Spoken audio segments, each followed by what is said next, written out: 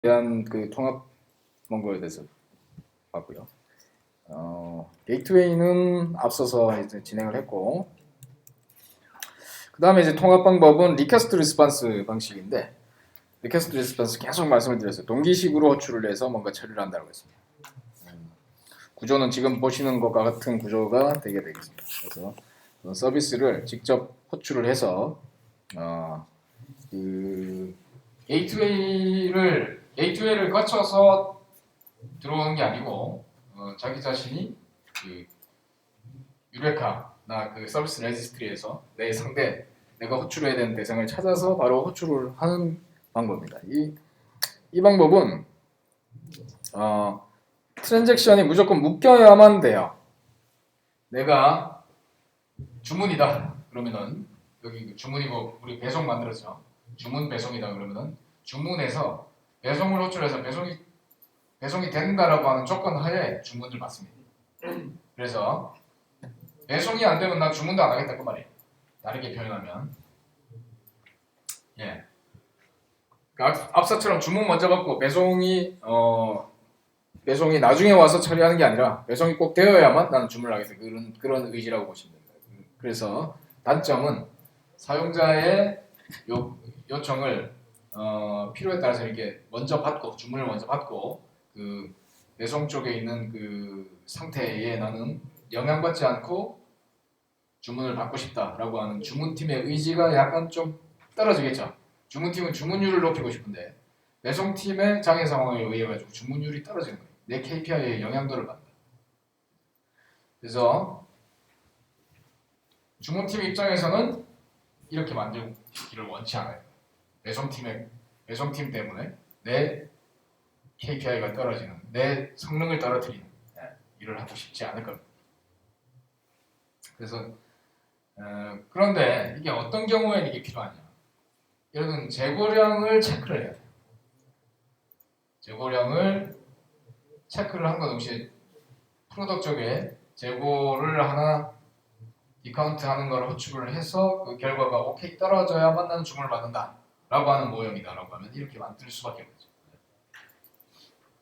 재고가 없는데 주문을 받으면 크나큰 이미지 실추다 라고 하는 정책이라고 하면 이렇게 예를 들면 배송이 아니라 주문 그 재고량 수정이라고 하는 API를 꼭 호출을 해가지고 그 결과를 받은 후에 처리를 해야 될 겁니다.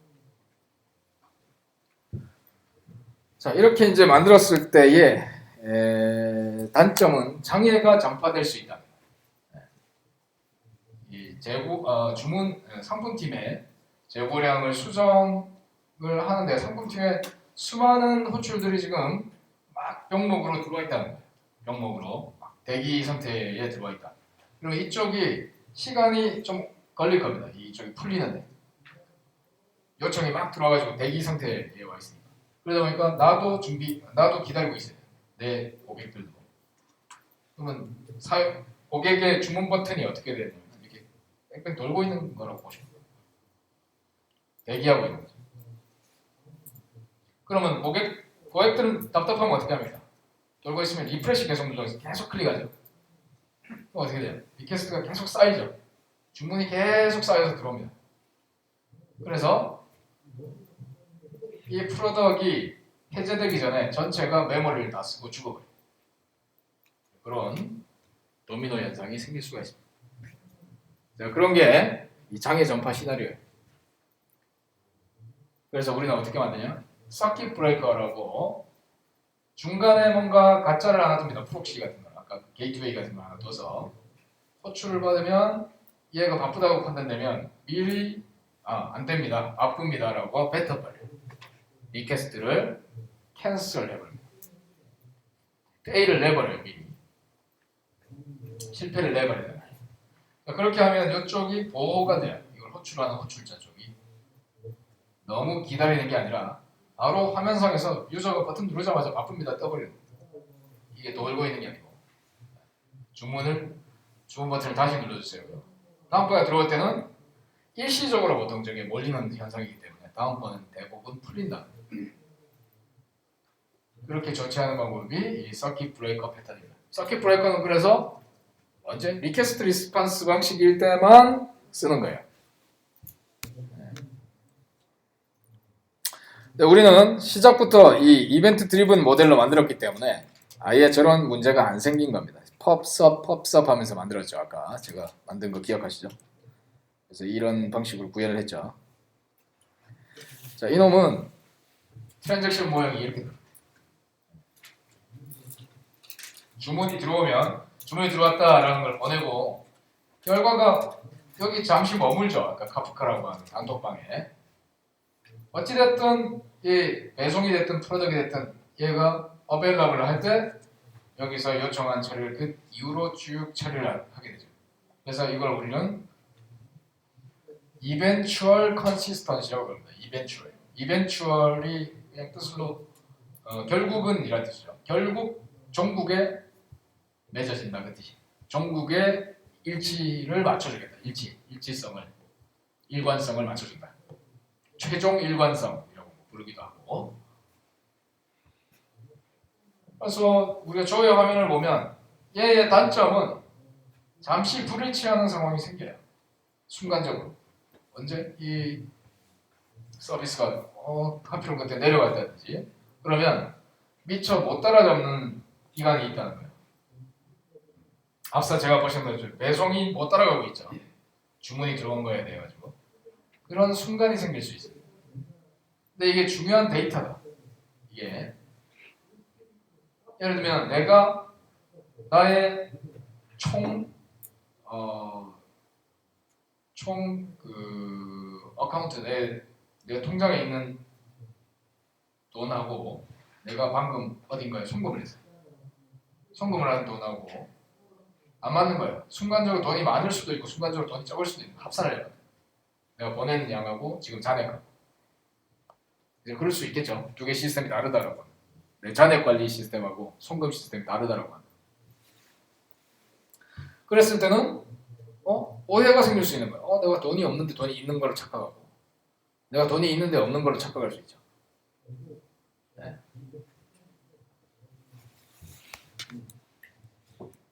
그럴 때는 이렇게 표시를 합니다. 펜딩이라고 출력을 해서 잔액은 업데이트 중입니다 라고 출력을 해줘야 돼요. 펜딩, 업데이트 중입니다 라고 출력을 해요. 그래서 이전 잔액이 출력되고 있습니다 라고 표시하면 됩니다. 이렇게 법적으로 회피하고요. 자, 이 표시를 해주려고 하면 시작할 때 내가 지금 펜딩이다라고 값을 어딘가에 DB에 같이 시작할 때는 펜딩으로 같이 넣고 모든 관여자, 이 트랜잭션에 관여된 모든 마이크로 서비스들이 다 완료가 됐을 때 all done이라고 하는 걸 한 번 더 보내줍니다. 그래서 이 원래 원장에다가 업데이트를 쳐줍니다. 그러면 이 주문량과 저물량은 펜딩이라고 고지를 해주기 때문에 잘못된 것을 지금 수정 중이라는 것을 사용자는 인지할 수 있게 됩니다. 클라우드 시스템은 대부분 다 이렇게 돼 있어요. 어싱크로 동기화를 꼭 맞춰주지 않습니다. 왜? 동기화를 맞춰주려고 하면 아까처럼 불특정 다수의 사용자들을 이렇게 대기시켜야 되는 문제죠.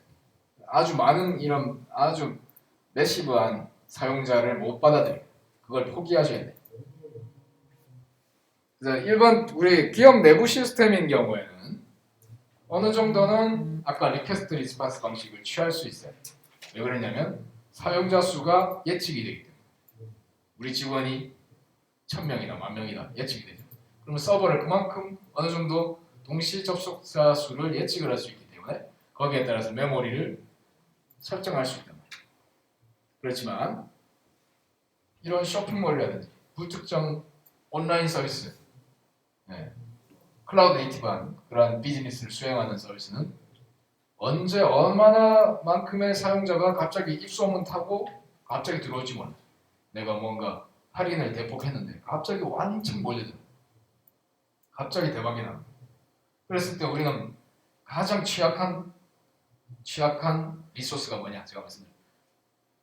컴프레서블 하지 못한 압축할 수 없는 자원이 가장 우리의 유한 자원이에요. 그게 바로 메모리입니다. 메모리가 제일 중요한 자원이에요. 그래서 클라우드 네이티브한 애플리케이션은 결코 메모리를 순간적으로 많이 쓰는 아키텍처를 만들지 않아요. 순간적으로 쓴다는 이야기는 블로킹 한다는 뜻이에요. 뭔가 잡고 있다는 뜻이에요. 아까처럼 리퀘스트 리스폰스 방식에서는 내가 뭔가 생각을 자꾸 하는 거예요. 이전 고객에 대해서 자꾸 잊어버리지 않고 내가 다 받아야지 쥐고 있는 거예요. 그래서 그걸 해소하는 방법은 첫 번째 서킷 브레이커고, 두 번째 더 좋은 방법은 아예 만들 때부터 이벤트 드리븐하게 만드시면 아예 서킷 브레이커를 만들 필요가 없다는 거예요. 그죠? 그래서 이런 방식으로 아예 설계를 하는 것을 추천을 드립니다. 이벤트 드리븐하게.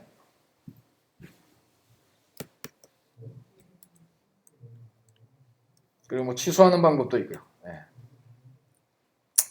그 다음에 데이터 프로젝션을 아까 UI에서 한다고 했는데 그거 말고도 또 여러 가지 방법, 기법이 있어요. 데이터를 프로젝션하는 다른 기법들, CQRS라든지 뭐 이런 기법들이 또 있습니다. 그래서 이런 기법들도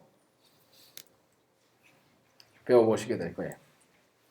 UI에서 통합하는 방법, 이거는 앞서 뭐 폴리머 그 메시업 그거 보면서 조금 보셨고요. 자, 우리가 이거 뭐 한 가지만 그냥 팁으로, CQRS라고 하는 게 마지막 등장하는 이 마이크로 서비스 클라우드 네이티브의 마지막 끝판대장인 거 이렇게 말씀드릴 수 있습니다. 네, 이거는 어떤 거냐면 이벤트가 들어올 때 내가 보고자 하는 그 통합 뷰, 내가 이렇게 보고자 하는 뭔가 관점의 데이터가 있을 거잖아요. 그거를 그때 내가 원하는 형태로 장부를 만들어서 이거를 보여준다, 뭐 그 뜻입니다. 원래 이벤트 드리븐에서 원래 이렇게 했었죠. 근데 이거는 작정하고 그냥 보여주기용으로만 아예 이런 마이크로 서비스를 만들 수 있다는 거를 이야기합니다. 보이기 위해서. 예를 들면 내가 주문 내역이 있고 배송 내역도 같이 뿌려지고 여기에 이 사람의 뭐 크레딧 정보도 나오고 뭐 여러 가지 정보가 이렇게 쭉 모여진 하나의 뭐 대시보드 같은 게 필요하다. 그러면 이 대시보드를 위한 전용 뷰 데이터베이스 테이블을 아예 만들고 그 용도로 이벤트가 들어올 때마다 아예 그 보이고자 하는 대시보드의 형태로 화면을 구워 놓는 것을 말합니다. 화면에 필요한 데이터를 쌓기도 하고 심지어 HTML로 아예 구워버립니다. 저게 CQRS라고 부릅니다. 저렇게 하면 성능이 매우 좋아져요. 내 로컬 시스템에서 바로 요청을 하기 때문에 각 해당 시스템에 매번 들러서 갖고 오는 것보다 훨씬 빠르게 서비스가 가능해집니다. 그리고 조인 SQL 같은 그런 여러 가지 데이터베이스에 직접 가서 조회를 하지 않아도 돼요. 자, 이게 마지막인데요. 자, 그런 시스템들이 어떤 게냐면 우리 페이스북에 이런 목록들이 이렇게 쭉 나오죠. 목록들이 내가 접속했을 때 자, 한 번에 쫙 쏟아집니다. 나한테 내가 보고자 하는 큐레이션 된 데이터가 이렇게 한 번에 쭉 쏟아지는데 이게 어떻게 가능한 거냐면 이 사람별 큐레이션 목록을 그때그때 구워놓기 때문에 이 사람이 볼만한 이벤트 포스팅이 다른 누군가가 포스팅을 한다. 그러면 그거를 곧바로 이 사람한테도 이 사람 아이디별로 해가지고 이 사람이 볼만한 정보로 미리 사전 정보를 만들어 놓기 때문에 들어가자마자 화면이 이렇게 열리는 거예요. 매우 빠르게. 그래서 이것을 우리는 CQRS라고 합니다.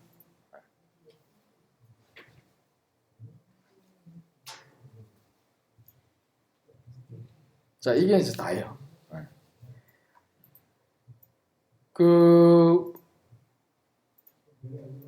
이제 내일 저거 하시고 투표하시고 나서 이제 해보실 거는 뭐냐면은 실제 이 애플리케이션들을 구글 클라우드에다가 이제 배포를 해보실 거예요. 그래서 이런 작업들 할 겁니다. 가입과 활용 랩 파트, 이 파트를 하실 거예요. 구글의 그 애플리케이션 파스에 먼저 가입을 하시거든요.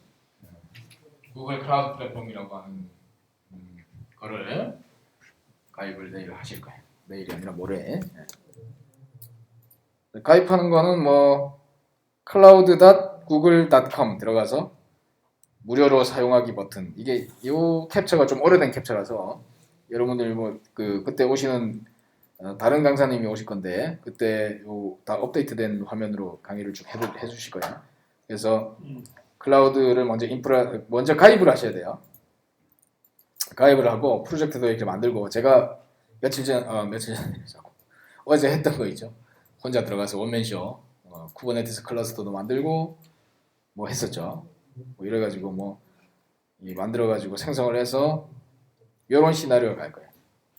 우리 개발기에 이제 상품팀, 주문팀 뭐 이런 팀들이 있고 그 팀에서 이미지 레지스트리라고 해서 우리가 만든 애플리케이션을 이렇게 이뮤터블 이미지를 만들어서 여기다 올리면 그거를 다른 프로드 팀에서 이제 프로드기 개발 운영기죠. 운영기 프로덕션이라고 부릅니다. 밑에 데브라고 되어 있는 거는 개발기예요. 개발기라고 하는 거는 아직 출시되기 전 여기서 이제 개발이 다 돼서 테스트가 됐다 그러면은 프로덕션으로 갑니다.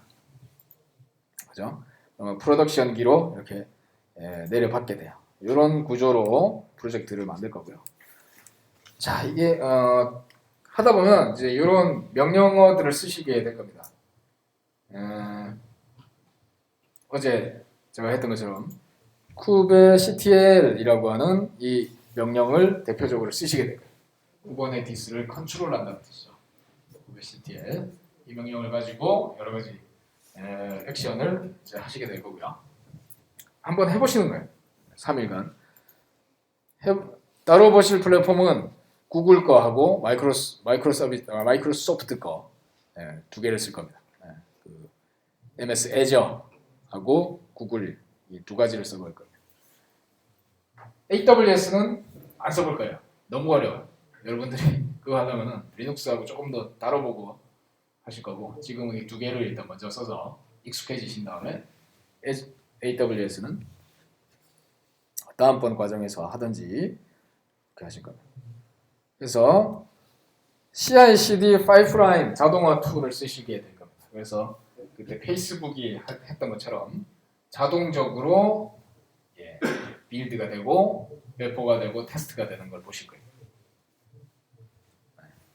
그래서 이러한 도구들을 이제 써보시는 거예요. 실제 클라우드 개발자들이 어떤 도구들을 쓰는지 쭉 경험을 해보시는 겁니다. 그런 다음에 GitHub 소스 코드에서 프로젝트 소스 코드를 이제 여러분들이 직접 코딩까지는 뭐 이번 시간에 하기 힘드니까 이미 완성되어 있는 GitHub 코드들을 받아서 빌드하는 그 정도로 이제 테스트를 해보실 겁니다. 이런 거를 이제 이어서 하시게 됩니다. CI/CD에 관련된 야물 설정입니다. 이런 것들을 해서 UI에 이런 변화를 줘 보실 거예요. 그래서 무정지로 화면이 바뀌는 거. 지금 노란색이다가 그린색으로 바뀌었죠. 바탕화면이 그죠? 저희가 이 애플리케이션을 다 만들어놨어요. 쇼핑몰을 그 이벤트 드리븐한 방식으로 실제 쇼핑을 할 수 있는 애플리케이션을 만들어놨어요. 여러분들이 이 애플리케이션의 특징은 어떤 다른 모듈들, 다른 팀의 서비스들이 내려가 있어도 주문은 항상 받을 수 있게 만들어져 있어요. 주문은 계속 받을 수 있고 배송팀이 내려가든 마케팅팀이 내려가든 상품팀이 내려가든 주문은 계속 돼요. 그래서 24시간 주문은 계속 받을 수 있게 되어 있습니다. 이게 핵심이죠. 그래서 그 속성을 실제 테스트를 해보실 거예요. 그래서 다른 팀의 서비스들 막 내려보기도 하고 올려보기도 하고 서로 막 죽여봤다가 버전을 바꿔봤다가 이렇게 해도 주문은 정상적으로 받을 수 있는 그 구조를 확인을 하실 거다. 그런 다음에 이제 뭐 여러 가지 로그를 본다든지 뭐 이런 분산 추적이라고 해서 뭐 이런 게 좀 재밌죠. 분산 추적이라고 하는 거는 내가 애플리케이션이 돌아가고 있는데 이게 여러 마이크로 서비스들이 구성돼서 뭔가 오퍼레이션이 여러 인터랙션에 의한 결과가 나오는 거기 때문에 어느 마이크로 서비스에서 지금 병목이 있는지 어디가 죽었는지 뭐 이런 것들을 분산 환경에서 추적하는 기능이 필요합니다. 그런 것들도 이제 한번 눌러보고 뭐 경험해보고 하실 거고요.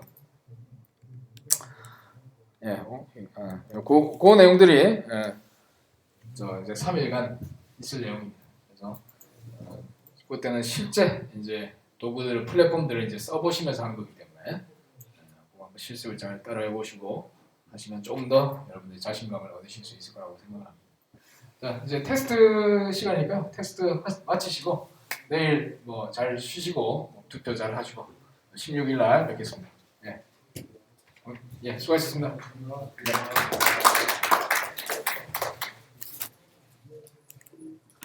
그리고 질문이나 이게 있으시면 이 페이스북 그룹에 가입하셔가지고 주시면 되고요. 제가 여기 페이스북 그룹에다가 저기다 그 동영상의 위치를 제가 올려드릴 테니까요. 거기 들어가서 이제 보시면 되겠습니다. 여기는 그냥 들어가서